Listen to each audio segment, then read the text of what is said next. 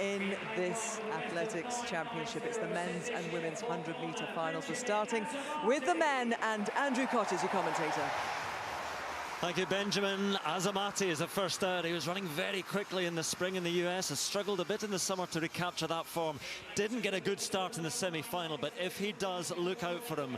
Yupan Abekun of Sri Lanka ran very well in the first round, 10.06. Just looked a bit tight in the semi-final, but again, if you can find that first round form, he may well feature. Ferdinand Omanyala, though, is going to be the next man out. Well, he was never going to join the distance ranks of Kenyan runners. All power, born to sprint, quickest in the semi-finals. The African champion this year perhaps starts as the slight favourite, but alongside him will be from South Africa, the defending champion Akani Simbine.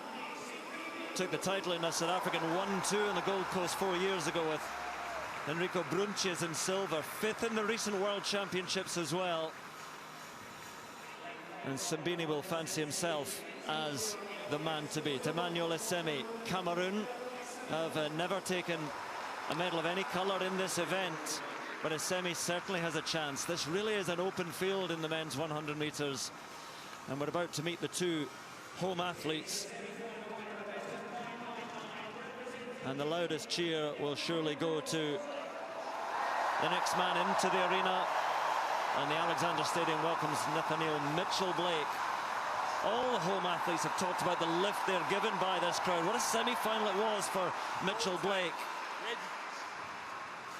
Took the victory in his semi-final, 3rd fastest time overall. Let's see how fired up he is, but Jeremiah Azu for Wales, the British champion. Azu's coming away, the start of the gods in the semi-final. They will surely try. He gets out so fast. Can he hang on? A PB of 10.15 in the semis. He needs that and perhaps more again. Rohan Browning of Australia makes up the lineup, which is 8 athletes, 8 different countries. There are a couple of curiosities about this final. That hasn't happened since 1994. We've had 8 different countries competing in the final. Nobody from Jamaica, no sprinters from the Caribbean at all. And that's the first time since 1986, and it was a Caribbean boycott of Edinburgh in '86. I think also of Botswana, who've got the quickest man in the Commonwealth at the moment, and the staggering talent, the 19-year-old, just turned 19, of Letsile Tebogo, who's running in the World Under-20s, ran 9.91 in Colombia. And he's actually just gone below 20 seconds with a cruising 200 metres. So look out for Letsile Tebogo in the future. I understand they've got a slight issue with the timing at the moment, and these are the nervous moments, Colin Jackson, where you're ready to go. You can see how fired up they are, but the psychology of this and trying to sort things out. And this is where the champion is really made, where you keep your calmness and your focus on the job in hand, not any distractions. So a little just a bump of knuckles between Simbine and Omanyala, the South African and the Kenyan side by side, and they would start as the 2 favourites. And again, just looking at them lining up, the 8 different colours, the 8 different countries. Azamati of Ghana on the inside, Abekun of Sri Lanka, Omanyala of Kenya, Simbine of South Africa, Essemi of Cameroon. Then you have Nathaniel Mitchell-Blake for England, Jeremiah Azu for Wales, and Rohan Browning for Australia. All adds to the nerves, adds to the tension. On your marks. But now we're ready.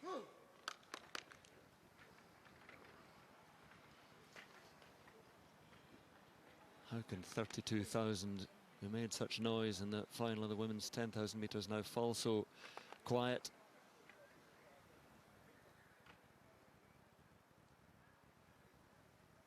Azamati, Abekun, Omanyala, Simbine, Essemi, Mitchell-Blake, Azu and Browning for the final of the men's 100 metres.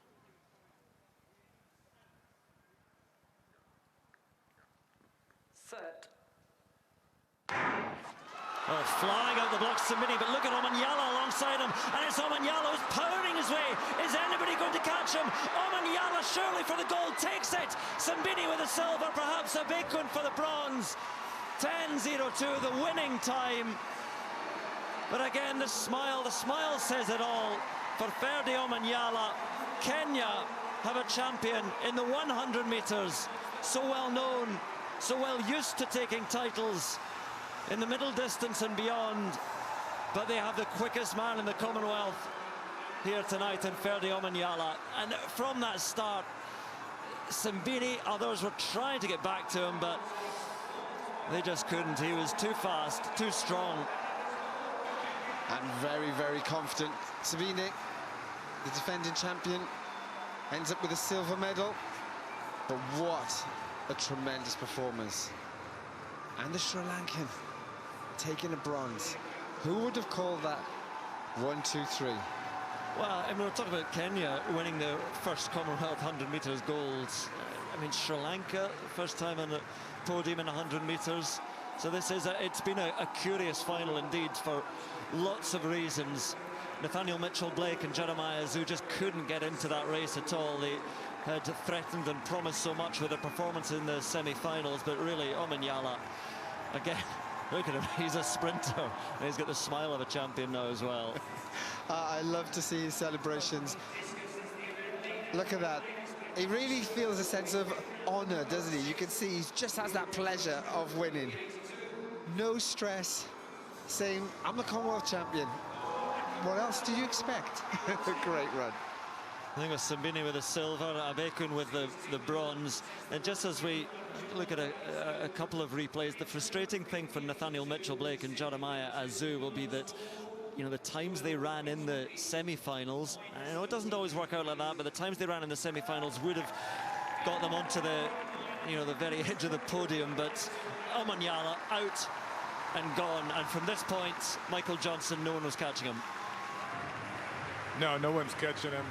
I mean, he's got a great start. He's very compact. Sometimes he gets a great start, sometimes he doesn't, but he's been pretty consistent this year with everything that has gone on with him. World Championships, getting in a couple of hours before that heat. This was his opportunity here, and he took advantage of it, just led this race from start to finish. Akani Simbini, so much experience, been in 5th and 6th place in so many World Championship and Olympic finals, got a really good start over on Omanyala's right side, but it didn't bother him at all, and he was able to come through. He looked relaxed from the very beginning. It was interesting seeing Omanyala and Simbini sort of bumping knuckles right there on the start line as they were trying to figure out the start situation. You look right there and you see that actually coming out of that drive phase, Omanyala had a little bit of a dip and a little bit of a misstep there, but recovered well, didn't panic, and stayed with it here and still led this race from start to finish. Simbini, the reigning champion, relegated to 2nd place, but still a medal. For the Sri Lankan, that's a really good performance there. He's been pretty consistent with his times all year, and to come in here and get a bronze medal in this field, great accomplishment for him. He will be certainly heralded back home in Sri Lanka for that performance among some of the best sprinters in the world here.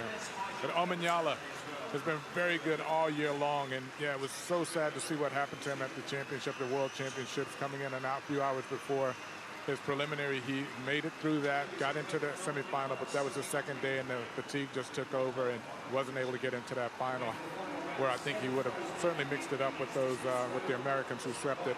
Maybe not a medal, but he certainly would have wanted to be in that final and give it a shot. But he got it here and took full advantage of it. Great performance. Trust to his troubles, his tribulations for the World Championships, where a visa problem meant he'd only arrived there just before his heat, and it was all at sea in those World Championships. But all is forgotten now because he is the Commonwealth champion. Simbini with the silver, Abekun with the bronze, and Jeremiah Azu 10-1-9 down in 5th. Again, he could have perhaps threatened the medals after that semi-final performance, but you saw in the